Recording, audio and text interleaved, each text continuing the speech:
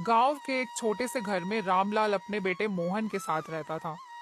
रामलाल एक गरीब किसान था, लेकिन मेहनती और ईमानदार इंसान था। दूसरी ओर मोहन आलसी और चालाक था। वह हमेशा यह सोचता था कि बिना मेहनत किए ही उसे सब कुछ मिल जाए।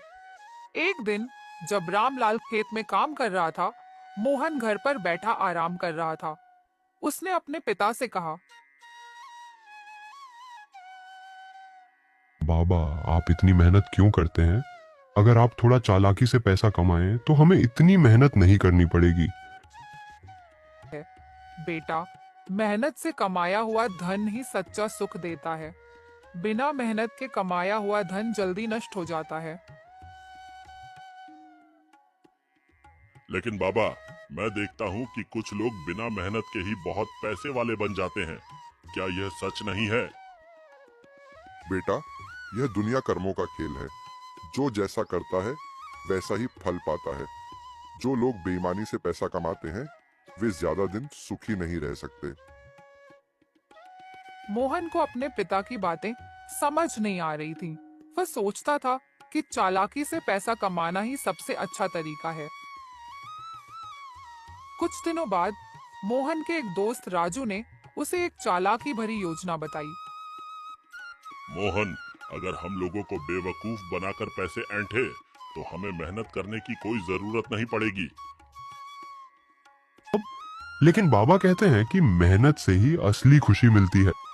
अरे, तुम्हारे बाबा पुराने जमाने के हैं। आजकल दुनिया चालाक लोगों की है। सोचो, अगर हमारे पास ढेर सारे पैसे होंगे तो हम आराम से जी सकते हैं। मोहन को यह योजना पसंद आई। उसने अपने पिता से झूठ बोला कि वह काम करने जा रहा है, लेकिन असल में वह राजू के साथ मिलकर लोगों को ठगने लगा। धीरे धीरे मोहन के पास बहुत पैसा आ गया। वह महंगे कपड़े पहनने लगा और अपने दोस्तों के साथ खूब मजे करने लगा। लेकिन उसकी इस चालाकी से गांव के लोग उससे दूर रहने लगे। एक दिन जब मोहन घर आया तो उसने देखा कि उसके पिता बीमार पड़े हैं। बेटा, तूने कौन सा काम किया कि इतने पैसे आ गए? रामलाल को अपने बेटे पर शक हुआ। एक दिन उन्होंने गांव में जाकर पता किया और सच का पता चल गया। वह घर लौटे और मोहन से बोले, बेटा, तूने गलत रास्ता चुना है। बेईमानी से कमाया गया पैसा कभी सुख नहीं देता। बाबा, पैसा तो पैसा होता है, चाहे जैसे भी आए।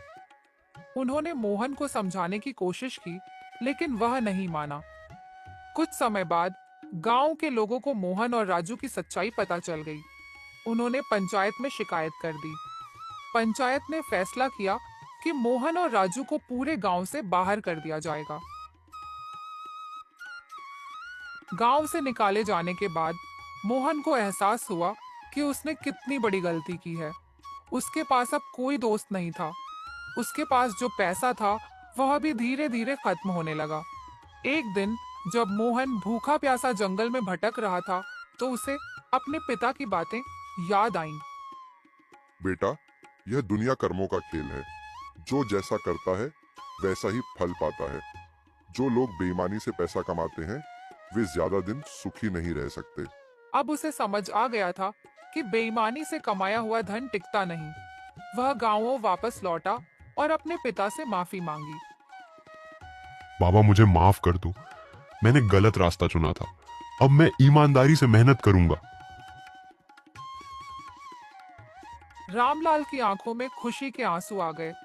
उन्होंने अपने बेटे को गले लगा लिया और कहा, बेटा, इंसान से गलती हो सकती है, लेकिन सच्चा इंसान वही होता है जो अपनी गलती से सीखता है। इसके बाद मोहन ने मेहनत करना शुरू कर दिया और कुछ ही समय में वह एक सफल किसान बन गया। अब वह ईमानदारी से कमाए धन से सुखी जीवन जीने लगा। कर्मों का फल हर इंसान को मिलता है। जो जैसा करेगा वैसा ही पाएगा।